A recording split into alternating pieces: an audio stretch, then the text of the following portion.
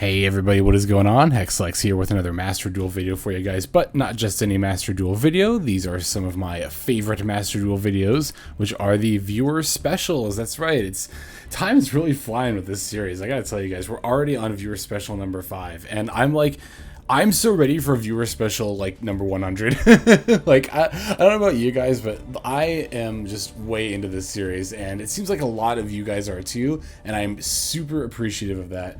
But I say this at the beginning of every one of these videos because I really wanted this idea to take off, and I'm just so glad that it did. Because you guys deserve your due credit, not only as viewers and commenters, but as duelists, and that is what this series is all about.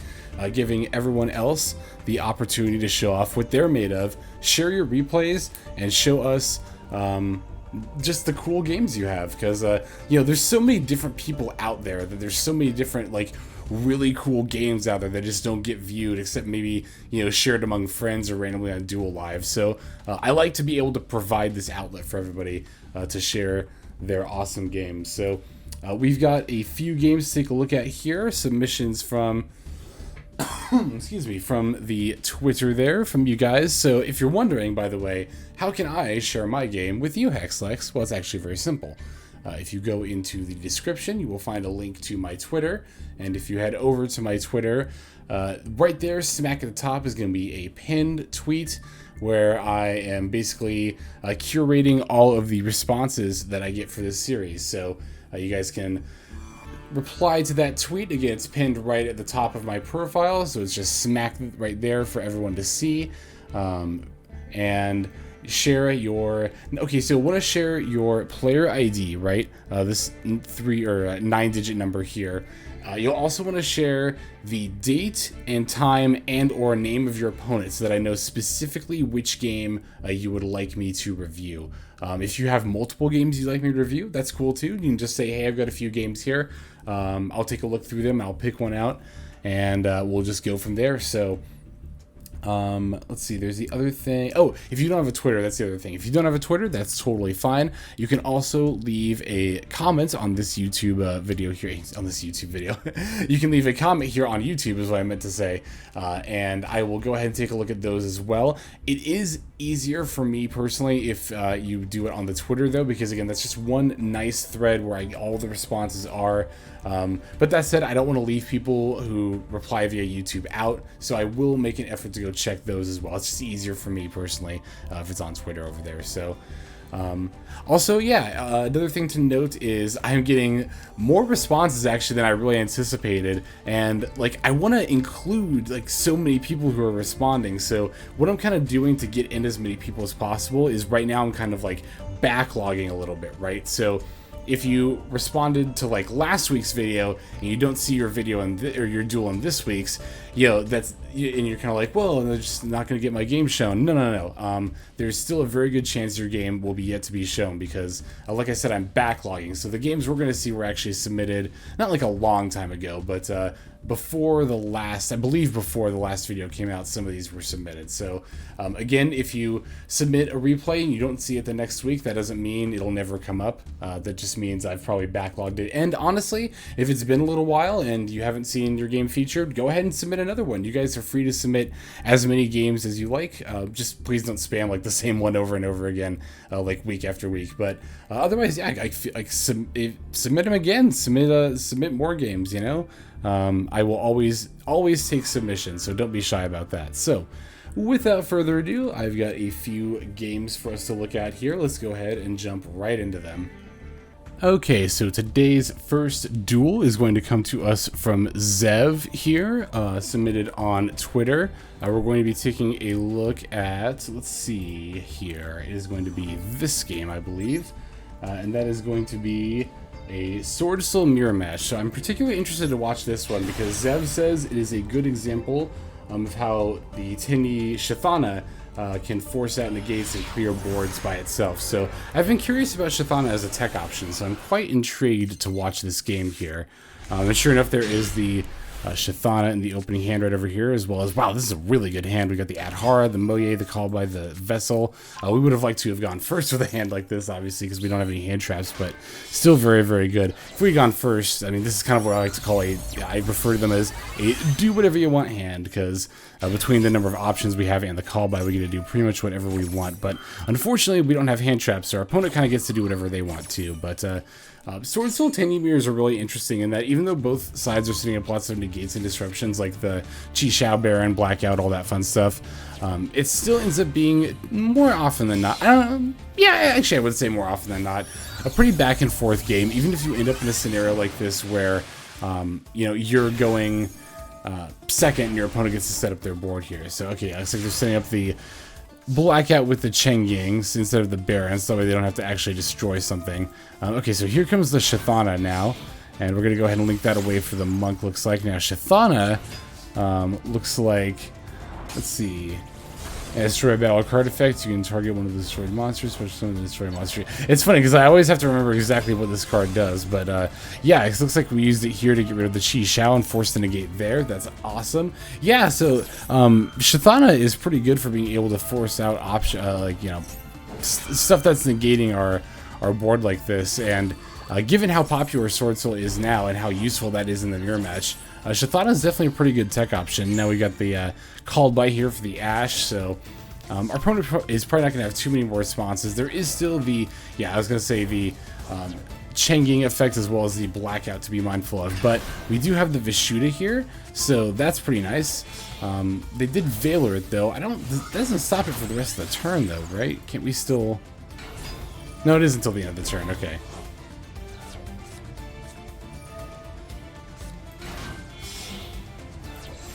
Ah, yes, and then now we're going to the Hulk line. Or no, sorry, the Vishuddha didn't get... Yeah, that was weird. I didn't think the Valor would stop the Vishuddha from working like that, so... Okay, I don't know why I overlooked that there, but... Yeah, cool, now it looks like we're just able to go into the Hulk line, so... yeah, you know, that is actually a really good example of how Shithana is able to break boards and stuff like that. In that way, it's kind of like...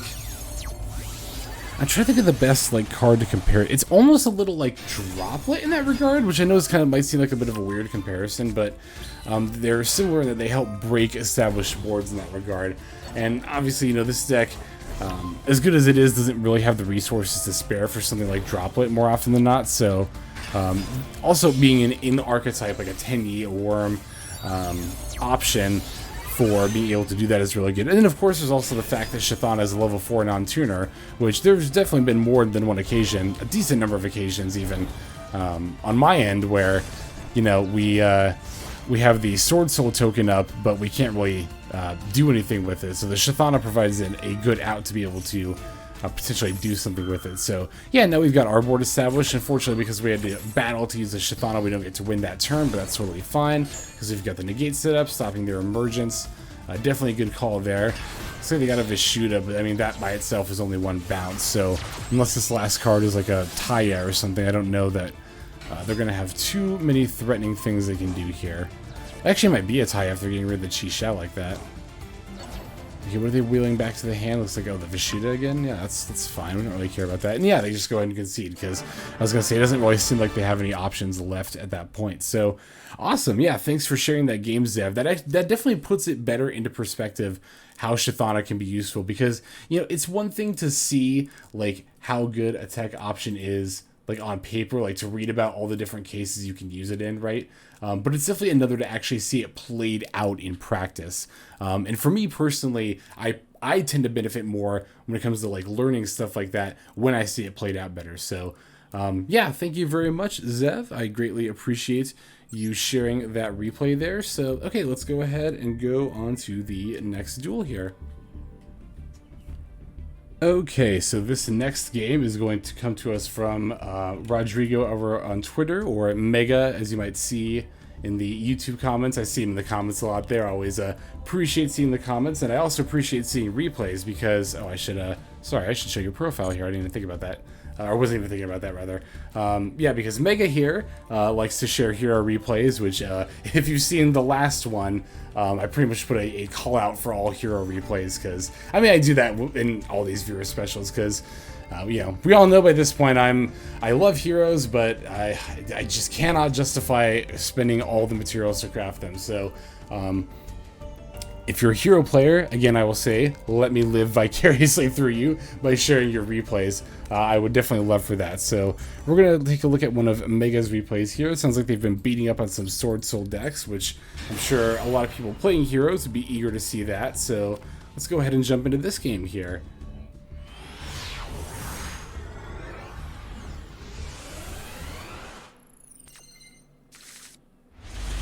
Okay, we open Nibiru and Imperm. That's always good. And the Fusion Destiny, too.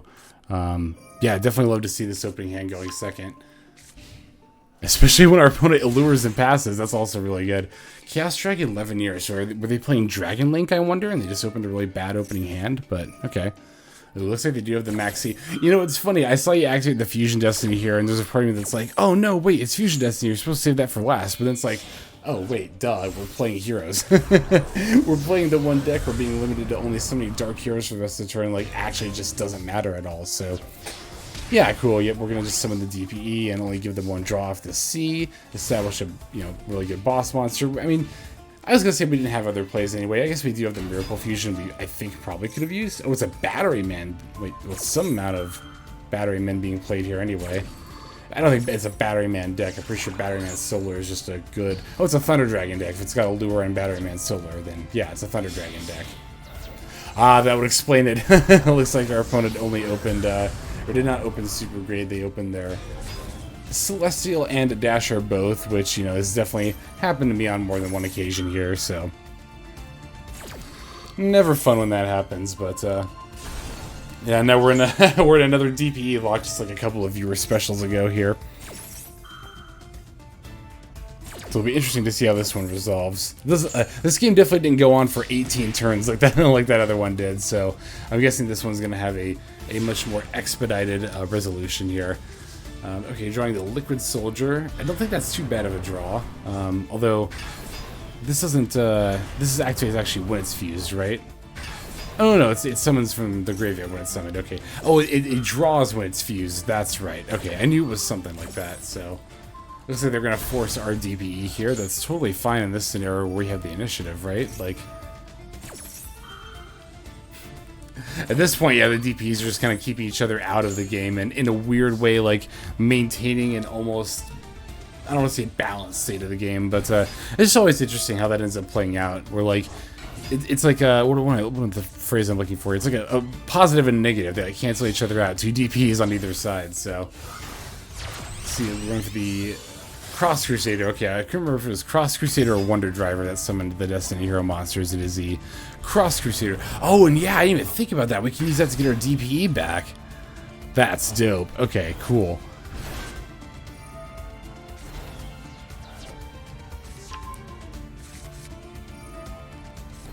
I'm just kind of like watching the combo at this point because I'm just so enthralled by hero combos. I also don't really tend to know them too well because yeah, Hero's very, very, very fun deck, but unfortunately easy to stop with hand traps. So like usually when I play against heroes, I get to stop their combo before it goes off here. But when heroes do go off, they get to really summon like a lot of different, you know, boss monsters and stuff to the board. And this Honest Neos to just like randomly get game out of nowhere with an extra 2,500 damage, so good. Oh, so good. So thank you, Mega, as always, for sharing your hero games. We love to see them. Well, I do anyway. And I will unabashedly admit so always. So, okay, let's go ahead and go into the next replay here.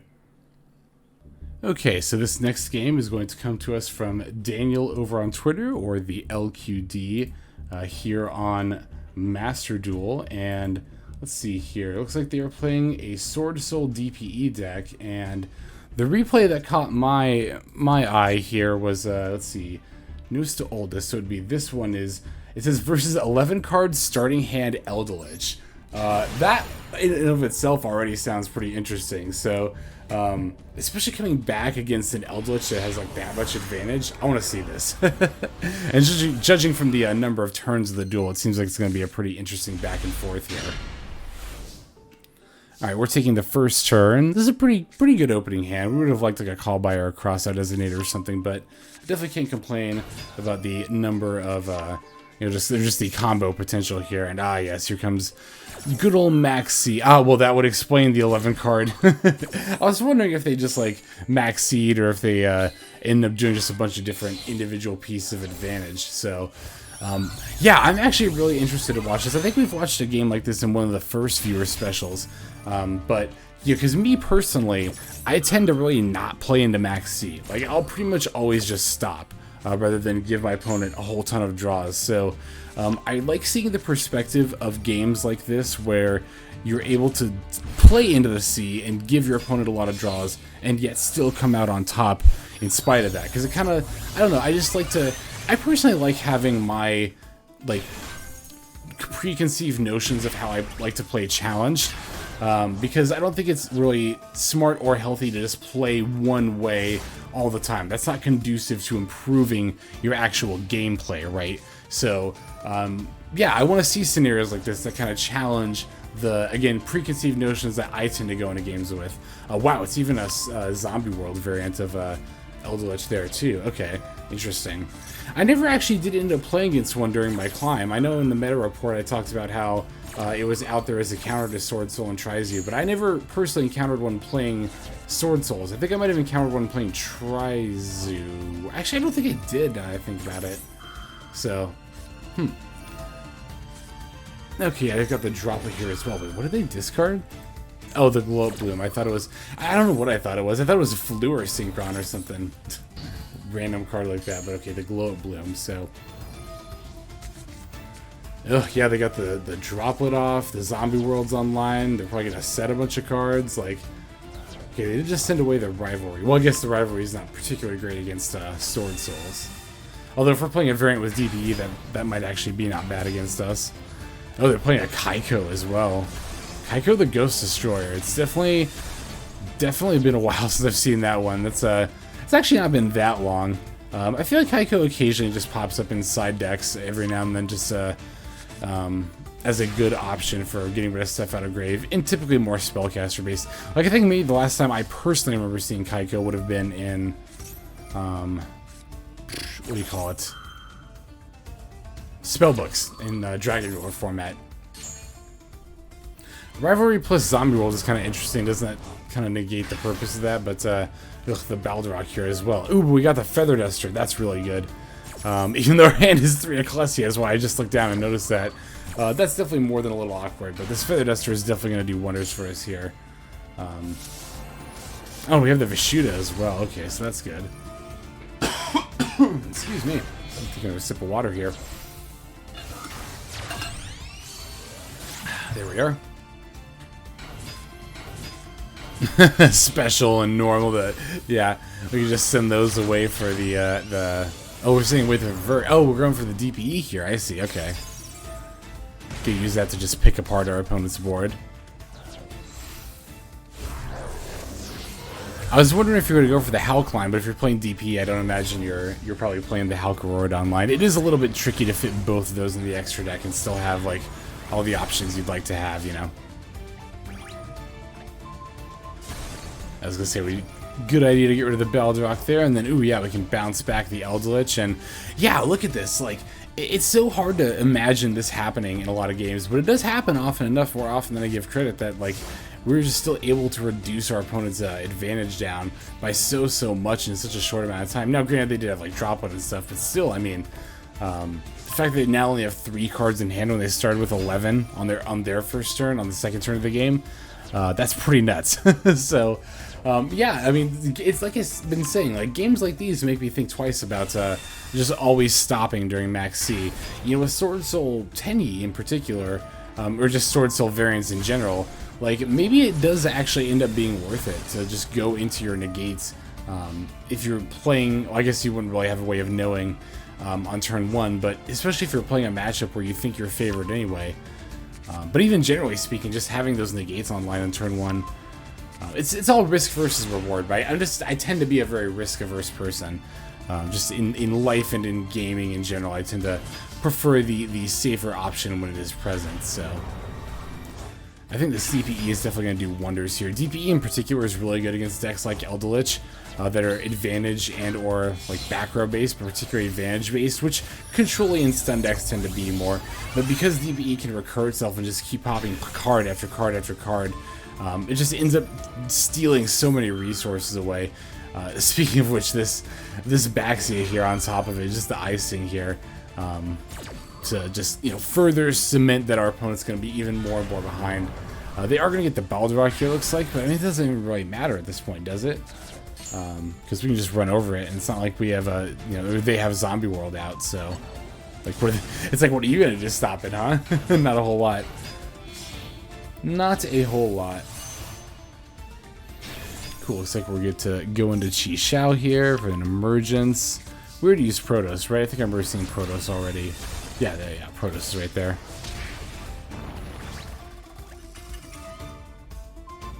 And then, yeah, cool. You can just get rid of their back row for good measure there.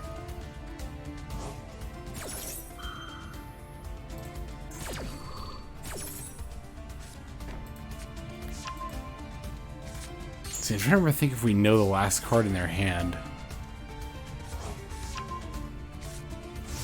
I don't think that we do, but it doesn't really matter either way. They've only got 3 cards total to work with. You got the Chixiao with the negate up, although the Chixiao negate against decks like Eldelich like this don't tend to be quite as good, but that's still fine. Are they maxing here? They should have definitely done that during the draw phase if they were intending to cycle the C, because yeah, that's the destruction effect. The monster itself doesn't actually come out until the standby phase, so Maxi's not going to give him the draw there.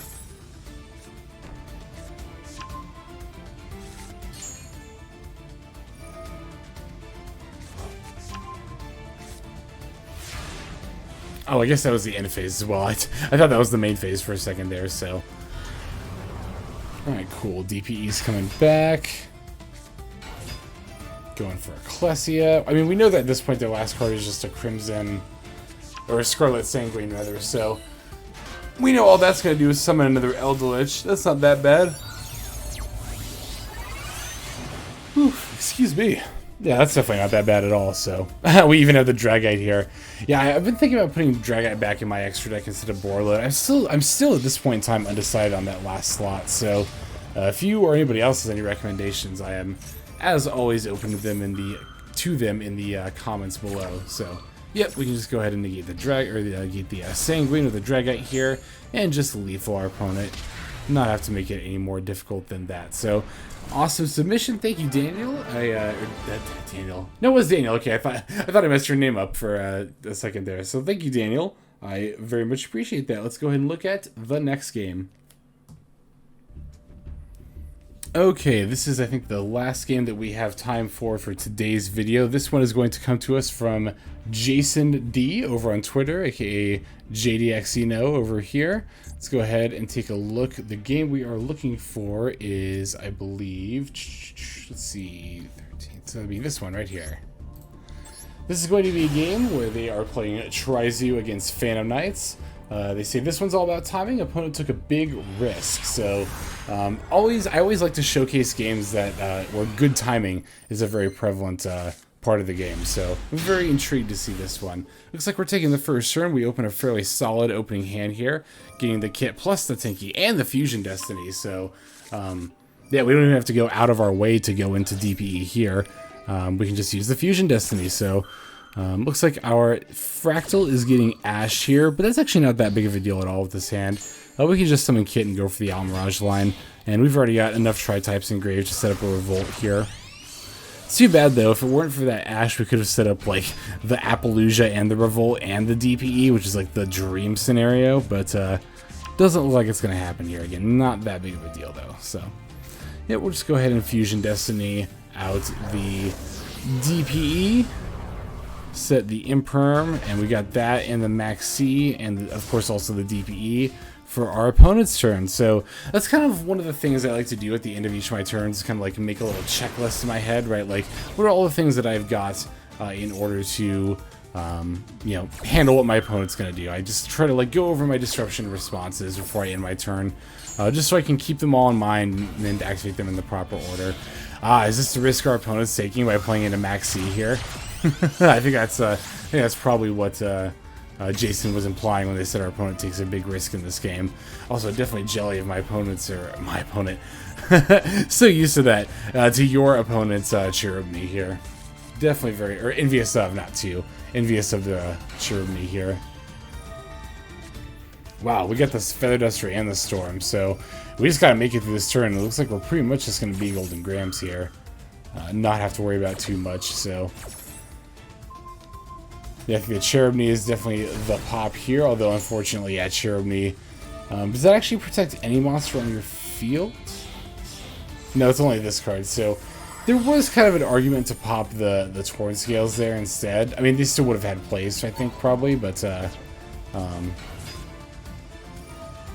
either way, I mean, it looks like we're gonna be totally fine as they play into Maxio. Although I'm wondering, are we gonna draw like a Nibiru here? Or I wonder what's gonna end up actually getting us the out. Also interesting that our opponent is only just now going into Rusty Bardish. I've never really done the line like our opponent's doing here when I've played Phantom Knights. So,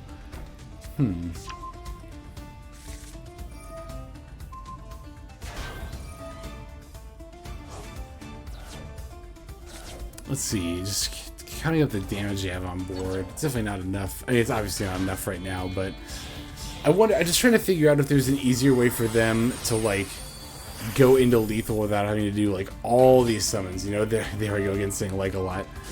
Yeah, okay, so they weren't able to get to it. Again, I think they could have. I think they could have had lethal. I don't know. I'd have to go back and really pay more attention to what my opponent there. I guess saying it again. Your opponent was doing there, but I feel like they could have done something better than what they're doing here. But I could be wrong about that. Who knows? It is also going to obviously depend on their build and their extra deck and all that fun stuff. So, yeah, we definitely got like far more than enough draws than we'll ever need for a lifetime here. So, yeah, I agree. We can just go ahead and summon that kit pretty easily here. And then our DPE comes back on top of that.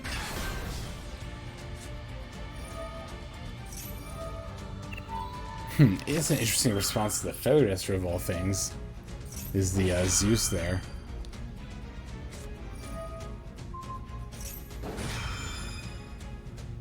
Huh? Yeah, that is really weird. I don't know why they. I wonder why they responded there, rather.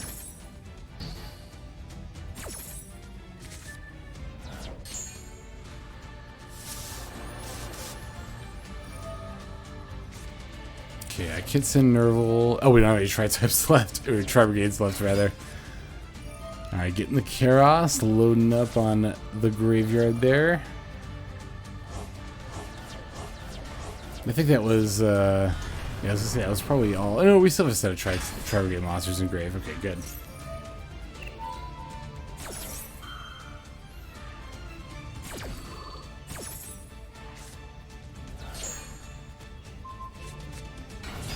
Always nice that sure gets to resolve anyway, even if it gets removed. Well, it doesn't always, I think. I don't know. It's kind of odd in that regard sometimes. I think it's if they respond to the summon, then you don't get a chance to activate the effects. It's something like that. Something really rulesy that I should know off the top of my head, but don't actually. Nice. Yep, setting up Revolt here. Between that and Called By, and also just our opponent not having literally anything in their hand or field, I'm definitely feeling pretty confident. If I were playing, I guess I should say. I'm just so used to talking in first person and not like through your guys' lens yet. You'd think after 4 viewer specials before this, I would be used to it already, but I imagine it's just always going to be a bit of a learning curve. That's all good. So. Yep, and then that Revolt, I was going to say, well, we'll Revolt the Bardish, and I can't imagine they're going to really be able to do anything after that. It does not seem like that is the case. So, awesome, cool. Thank you for your submission there. Let's go ahead and move on over to the outro. Okay, everyone, I want to give you all a hearty and genuine thank you for watching to the end of the video like this. Now, again, if you are watching to the end and you're looking for your replay and you're like, well, I didn't see it, you know, don't worry. Like I said, I'm backlogging, so there is a decent chance that I will still get to yours. And again, like I said before too, if you always want to like resubmit a game or submit new games rather, you can just go ahead and do that as well. I am not opposed, and I do like to try to get to as many different people as possible as well. So just so I can get everybody in and get as many people their own turn. Just trying to be fair, or as fair as I can be in a process like this. But I also wanted to remind you to make sure that you are submitting not just when your replays are or what the games are like, but also make sure you throw in your player ID and make those replays public as well, because if you don't have your player ID, then I can't see your profile, and even if I get to your profile, if you don't have the replays saved as public, then I'm not able to view them either. So there was one person I wanted to get to actually, but I didn't see a player ID in their comment that they submitted, so I wanted to make sure to point that out as well, to make sure you're submitting all the proper information. Oh, and there was one other thing too that I didn't touch on towards the beginning. Do try to save the replay for at the very least a few days, but if you can, up to a week. That just helps me get around to recording, because I'm not able to always record the submissions. Well, actually, not always. Just I never am able to record the submissions as they come in. I just have to kind of go through at a later date and then just go through a bunch of them. So, like I said, try to leave them up for at least a couple of days, but up to a week, and then you should be good to go there. So, yeah, I think that's about all I got to say with this one. Like I said, I appreciate you watching the end. I'm also greatly appreciative of those who are commenting and subscribing, and also leaving submissions for the viewer special, because obviously if we didn't have you guys sending these submissions in, then we wouldn't have any replays to review. So thank you very much. I do genuinely greatly appreciate it. So without further ado though, this is XLex signing out, and I hope you guys have a fantastic day.